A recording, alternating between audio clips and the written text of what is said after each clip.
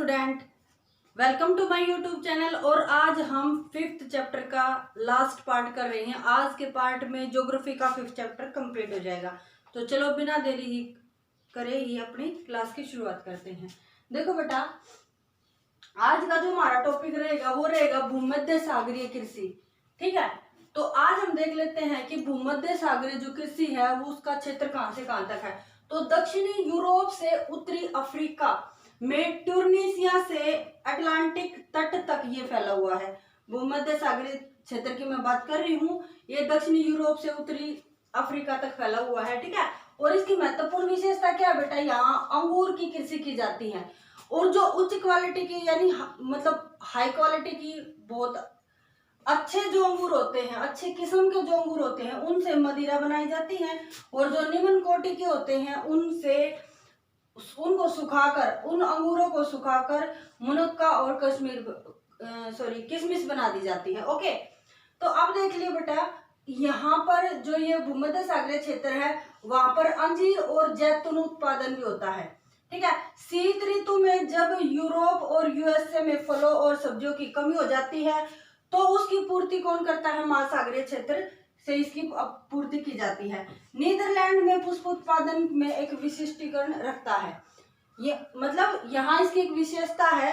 यहाँ पर क्या होता है, ट्यूलिप नामक एक फूल होता है बेटा, वो नीदरलैंड से पूरे यूरोप में भेजा जाता है। जो महत्वपूर्ण शहर होते हैं वहां पर इस फूल की सप्लाई की जाती है। इसी प्रकार जिन स्थानों पर कृषक यानी कि किसान केवल सब्जियां पैदा करते हैं उनको ट्रैक कृषि कहते हैं। कारण इसका क्या है, क्योंकि फार्म से लेकर बाजार तक जो ये कृषि की जाती है वो ट्रकों के द्वारा सप्लाई की जाती है, इसी कारण इसका नाम ट्रक कृषि पड़ गया है।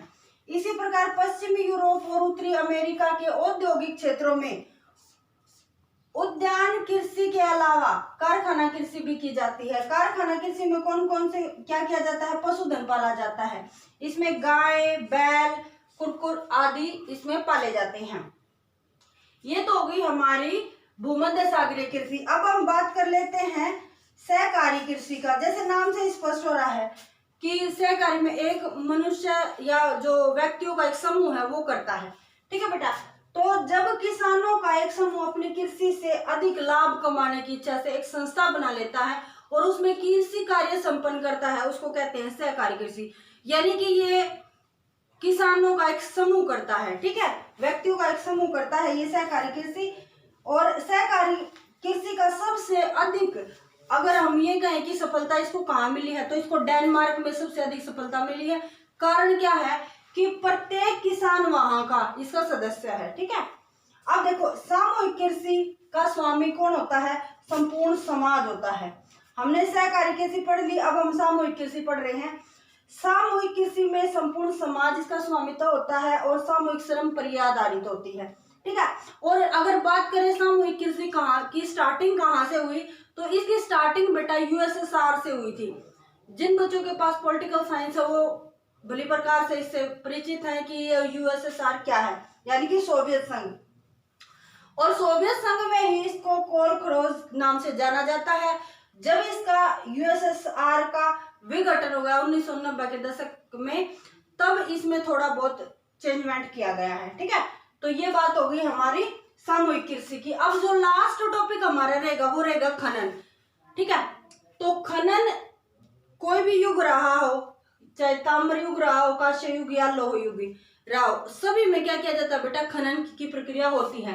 तो प्राचीन काल में खनिजों का उपयोग केवल औजारों के लिए, हथियारों के लिए, बर्तनों के लिए वहां तक ही सीमित था। ओके, अब खनन को प्रभावित करने वाले कारक कौन कौन से हैं बेटा, खनन को प्रभावित करने वाले दो कारक है, भौतिक कारक और आर्थिक कारक। भौतिक कारक में देख लीजिए खनिज निष्पेक्षों का आकार, यानी कि आकार कितना बड़ा है, श्रेणी किस श्रेणी के वे हैं, उपस्थिति शामिल है। और इसी प्रकार अगर हम बात करें आर्थिक कारण की, तो खनिजों की मांग, विद्यमान तकनीकी ज्ञान, उपयोग, श्रम, पूंजी तथा उसका उपयोग किस प्रकार किया जाए, ये सारी क्रियाएं आर्थिक कारण में शामिल होती हैं। अब हम देख लेते हैं कि खनन की विधियां क्या है, किस प्रकार कौन सी विधि का प्रयोग करके हम खनन करते हैं।